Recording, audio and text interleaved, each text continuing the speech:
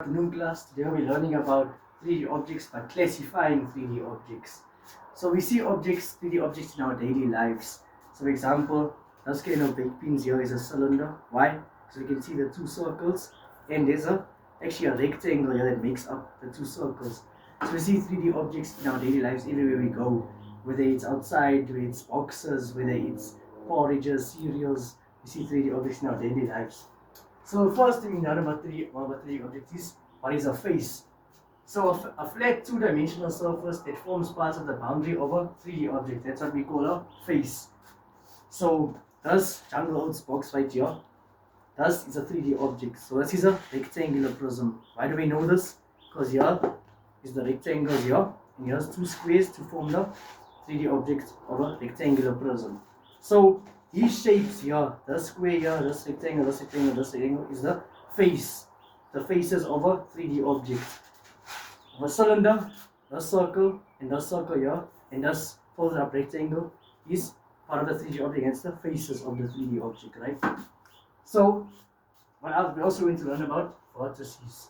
So, vertices are corner points where two or more lines, edges, or curves meet or intersect. So we're going to look again at this rectangular prism. So when the lines intersect, so here's the line here. So this will be the vertex because it's the corner of the 3D object. So all these corners here, 1, 2, 3, 4, 5, 6, 7, 8.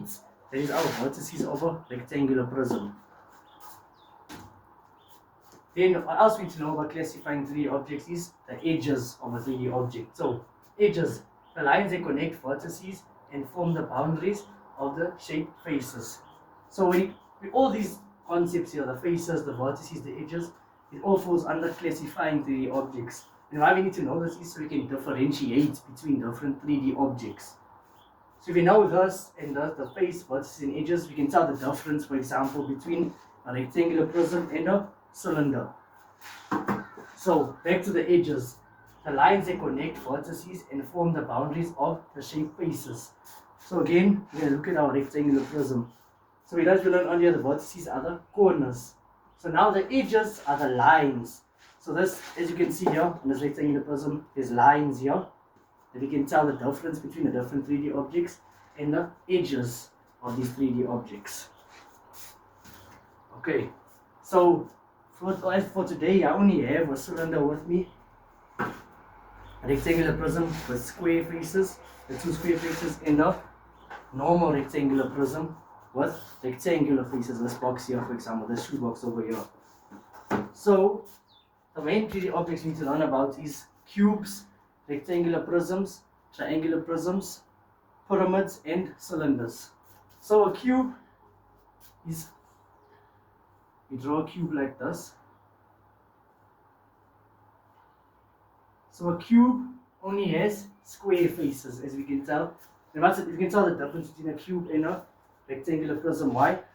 Rectangular prism, like this one for example, it does have two squares, as we can see here, but there's rectangular faces here. And then another rectangular prism, there's only rectangular faces on this rectangular prism over here.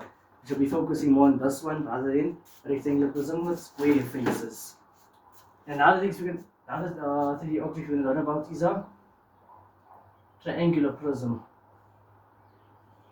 So as you can see here in this drawing I just drew, a triangular prism will have two triangle faces, and the other faces will be rectangles.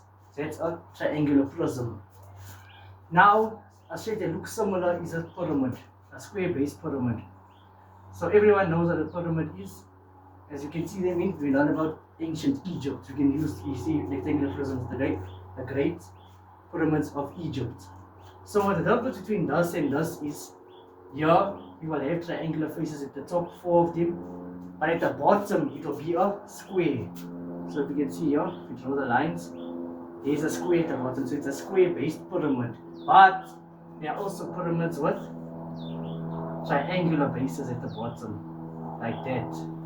So that's a difference. A square-based pyramid is a square at the bottom, and a triangular pyramid has all triangles on the shape.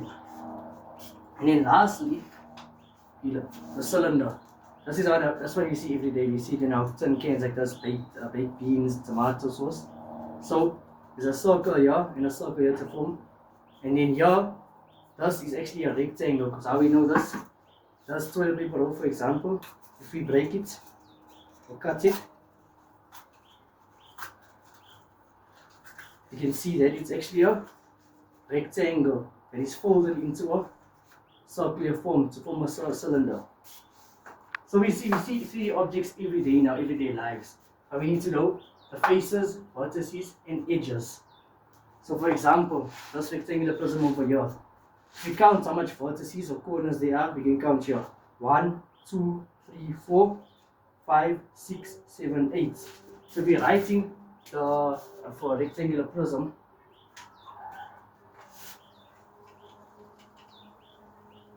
We're writing the properties of a rectangular prism.